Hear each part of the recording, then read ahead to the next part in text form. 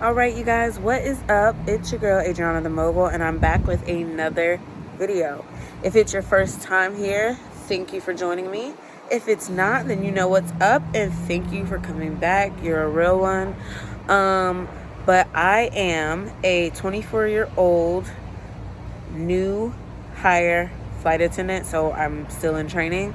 So this YouTube channel has always been dedicated to whatever the hell I felt like talking about. I still might talk about anything and everything under the sun, but as for right now, I'm taking my channel in a new direction. I am going to be talking about anything and everything flight attendant from here on out. So please drop comments down below about suggestions of what you'd like to hear me talk about. I am only going into my second week of training, which is what I'm here to talk about today, is the first week. So if you guys are interested in that and where I got based, please stay tuned. I also just noticed that really noisy ass, annoying ass AC unit vent was going on the whole time. I hope you guys didn't notice that, but it has stopped, so great. So I will be flying out tomorrow to Dallas for the next 3 weeks. I'll be in Dallas for the rest of my in-person training. So that's where we'll be learning about the actual cabin, actually getting into a cabin trainer, actually getting our first experience hands-on. But to touch more on what occurred for the first week of training, it was actually really smooth. We used Teams, which I've used before when I was in college, so I was familiar with that platform. It was about 3 or 4 different instructors that kind of rotated and taught different lessons, so they were all pretty cool. They all had their own personalities and expectations, of course, but we did that.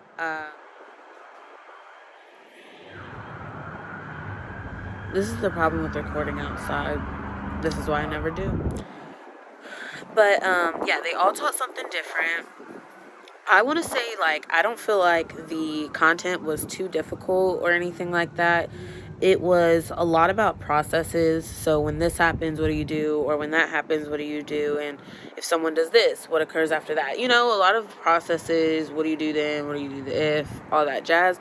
It wasn't like a lot of math or science or anything even technical, really. I think that technical part is definitely going to come in these next few weeks once they teach us the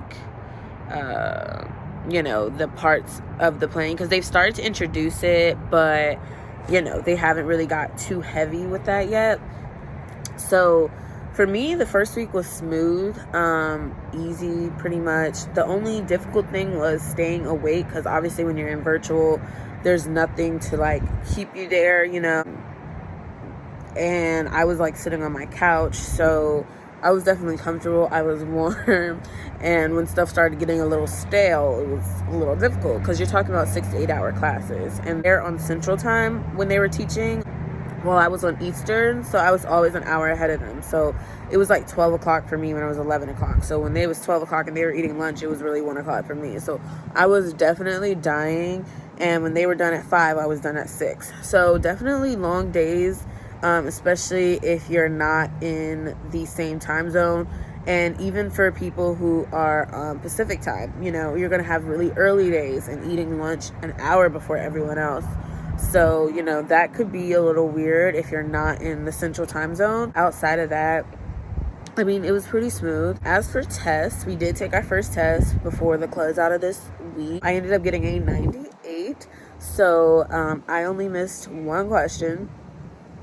I was super proud of myself. I've always been a really good test taker. I've always prided myself in that. So I kind of knew I was going to do well, not to toot my own horn, but I am not so good at hands-on. So that's what I'm nervous about. But I'm a really good book study. I take really good notes. I can do that part. I can do that part. And then especially because it wasn't a lot of, like I said, math or anything science related or anything. It was just processes, common sense. If someone comes and tries to get on the plane before you said everybody can get on the plane, then what do you do? I'm sure you guys know the answer to that, and you're not even in flight attendant training. Simple stuff like that. So I think that anyone who wants to do it should definitely try and go through with it. In my program, we get 3 retakes. There's 5 tests in total. And so the 3 retakes,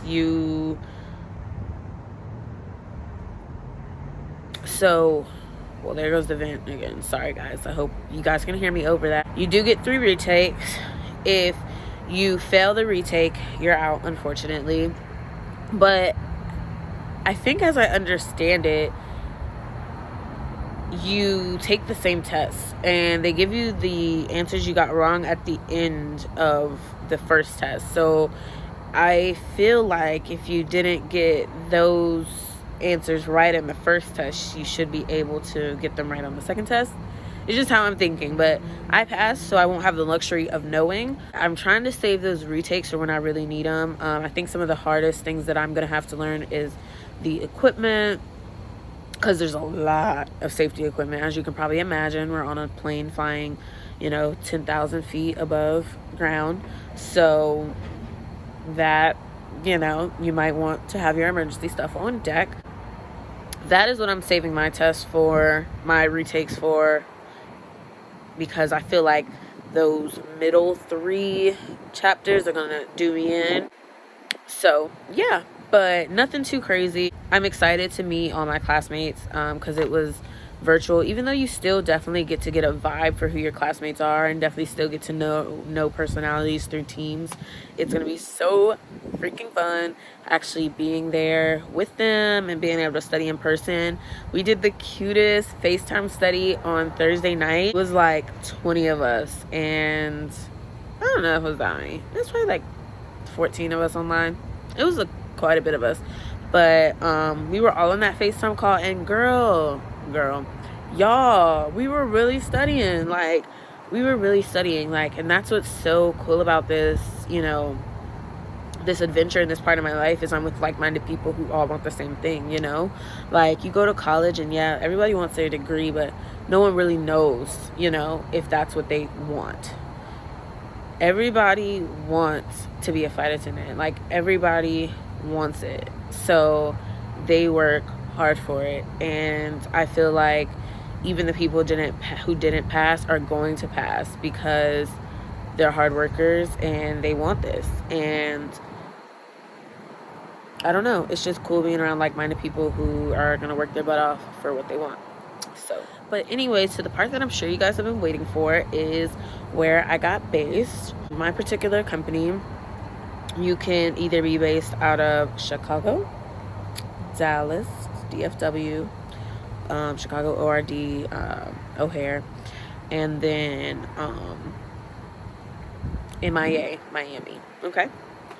So let me tell you guys my actual evolution, because I wanted to be based, when I started this whole thing, I wanted to be based in, I didn't really love the idea of any of these places, but if I had to choose, it really was going to be probably Chicago.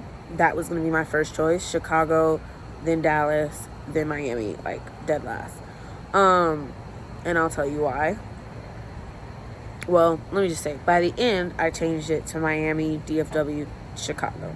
So, like, my train of thought at the beginning with Miami, my mindset was, I just feel like everybody who lives in Miami has got to be, like, a baddie. Like, body tight, body right, like, long hair, don't care, BBLs on deck. Like, that's just how I felt, and it's probably a huge misconception. I know, I'm crazy. But, like, I just felt like I didn't really have that vibe, and, like, that conceited. I'm conceited. I got a reason. I didn't feel like I had that, So, I was just like, nah, not Miami.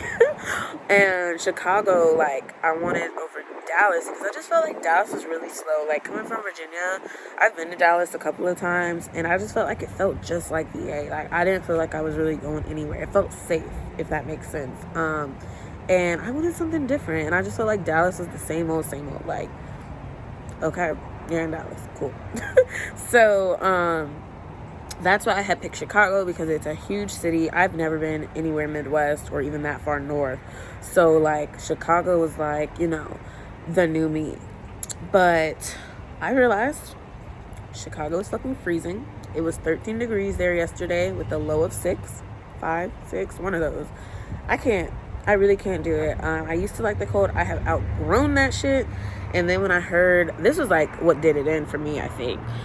When I heard that it's better to take public transportation than to have a car, I said no, because I love my car. If anyone knows me, I love my baby. And they were like, you get mad. You get tickets if you park in the wrong place. Then when it's snowing, you gotta shovel your car out. Then it's mad tolls going back and forth through these bridges and stuff. And I was like, okay, no, I need somewhere where I can bring my car. It'll be safe, it'll be cool. Boom. So that's when Chicago went all the way down to the bottom for me, and Miami went to the top, because all I saw was beaches, sunny days, walks in the park, good food, good music. Like, that's me all day long. Fuck the body. I'ma get the body.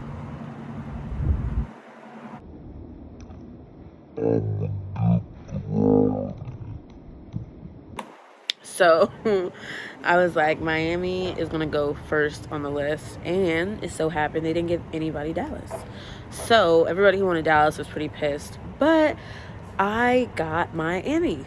Let me tell you guys, our base is actually, how they do seniority is by age. So I'm 24, so I knew I would be in the middle there somewhere. But two of the youngest girls got Miami over someone who was older than them. So I really don't know if they picked it by age or if they just kind of threw it up in the bucket. Whoever turned in their information first got it first. I don't know, because there's really no reason that the two youngest should have got Miami over some of the older people. Don't really know how that worked. Not my problem. I got what I wanted, so I am very blessed in that arena. But yeah, guys, I am going to Miami.